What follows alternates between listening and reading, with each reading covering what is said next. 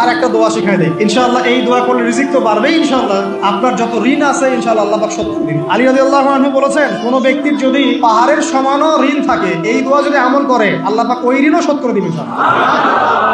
ঋণ কেমন জানেন? ওই যে এখন মানুষ ঋণ নিচ্ছে 1 কোটি টাকা ব্যাংক থেকে, 2 কোটি টাকা ব্যাংক থেকে, কত বছর, 10 বছরের জন্য, 20 বছরের জন্য বাড়ি করছে, তাই না? তার ধারণা এমন যে সে মারা গেলে তার ঋণটা কেউ না কেউ শোধ করে দিবেই দিবে। আর আল্লাহর রাসূল কি বলছেন দেখেন, একজন মারা গেছেন, নবী সাল্লাল্লাহু আলাইহি ওয়াসাল্লামের সময়ে একজন মারা গেছেন। তো নবী করিম সাল্লাল্লাহু আলাইহি ওয়াসাল্লাম বলছেন, এই ব্যক্তির কি কোনো ঋণ আছে? একজন সাহাবী বলেন, হ্যাঁ ইয়া রাসূলুল্লাহ, তো ঋণ আছে। নবীজি বললেন, তোমরা ওর জানাজা পড়ো, আমাকে ডেকো না, আমি জানাজা পড়তে চাচ্ছি না, আমি এখন কেমন করে আপনাকে বুঝাবো ঋণ কত ভয়ঙ্কর জিনিস। তারপরে একজন এসে বললেন, ইয়া রাসূলুল্লাহ, আমি তার ঋণ শোধ করে দিব, তার যা ঋণ আছে আমি শোধ করে দিব। তখন নবী এসে জানাজা পড়লেন।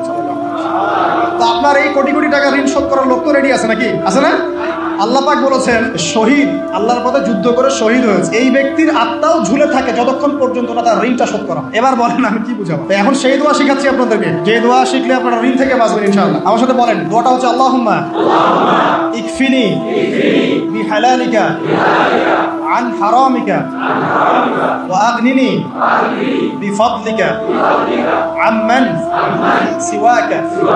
এই দোয়াটা ছোট না, এটা মুখস্থ করবেন, সিজদায় পড়বেন, নামাজের সিজদায় পড়বেন, আত্তাহিয়াতু দরুদ শেষ, তারপরে পড়বেন, নামাজ শেষে হাত তুলে করবেন, যখন তখন শেষ রাত্রে করবেন, ইনশাআল্লাহ দেখবেন আপনার ঋণ বলতে কিছু থাকবে না ইনশাআল্লাহ।